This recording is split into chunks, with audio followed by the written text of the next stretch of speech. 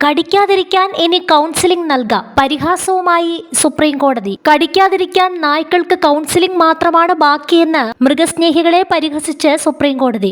കടിക്കണോ വേണ്ടയോ എന്നുള്ള നായയുടെ മനസ്സ് വായിക്കാൻ ആർക്കും സാധിക്കില്ല. നിങ്ങൾക്ക് തിരിച്ചറിയാനാകുമോ എന്നും കോടതി മൃഗസ്നേഹികളുടെ അഭിഭാഷകരോട് ചോദിച്ചു. തെരുവുനായയെ സംബന്ധിച്ചുള്ള കേസ് പരിഗണിക്കുമ്പോഴായിരുന്നു കോടതിയുടെ ഈ പരാമർശം. റോഡുകൾ വൃത്തിയുള്ളതായി സൂക്ഷിക്കേണ്ടതും നായകളെ അകറ്റി നിർത്തേണ്ടതുമാണ്.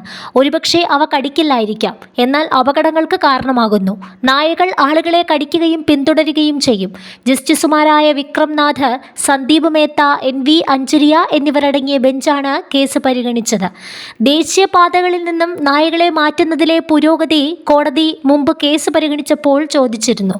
ഇതിനുള്ള മറുപടിയായി നടപടിക്രമങ്ങൾ രൂപീകരിച്ചെന്നും എന്നാൽ പാതയിൽ നായകളുണ്ടെന്നും ദേശീയപാത അതോറിറ്റി കോടതിയിൽ പറഞ്ഞു. പത്തനംതിട്ടയിൽ തെരുവുനായയുടെ ആക്രമണത്തിൽ മരിച്ച അഭിരാമി എന്ന കുട്ടിയുടെ അമ്മയ്ക്ക് വേണ്ടി മലയാളിയായ അഭിഭാഷകൻ VK ബിജു ഹാജരായി. അക്രമകാരികളായ തെരുവുനായകളെ കൊല്ലണമെന്നാണ് അഭിഭാഷകൻ ആവശ്യപ്പെട്ടത്. നായപ്രേമികൾക്ക് വേണ്ടി മുതിർന്ന അഭിഭാഷകൻ കപിൽ സിബൽ ഹാജരായി. അക്രമകാരികളായ നായകളെ വന്ധ്യംകരണത്തിന് ശേഷം പിടികൂടി സ്ഥലത്ത് തിരികെ വിടാമെന്ന് കപിൽ സിബൽ വാദിച്ചു. തെരുവുനായ നിയന്ത്രണത്തിൽ സംസ്ഥാനങ്ങളോട് സുപ്രീം കോടതി റിപ്പോർട്ട് ചോദിച്ചിരുന്നു. ഇതിൽ കേരളമടക്കമുള്ള സംസ്ഥാനങ്ങൾ റിപ്പോർട്ട് സമർപ്പിച്ചിരുന്നു. എന്നാൽ റിപ്പോർട്ട് സമർപ്പിക്കാത്ത സംസ്ഥാനങ്ങൾ കടുത്ത നടപടി നേരിടുമെന്ന മുന്നറിയിപ്പും സുപ്രീം കോടതി നൽകി.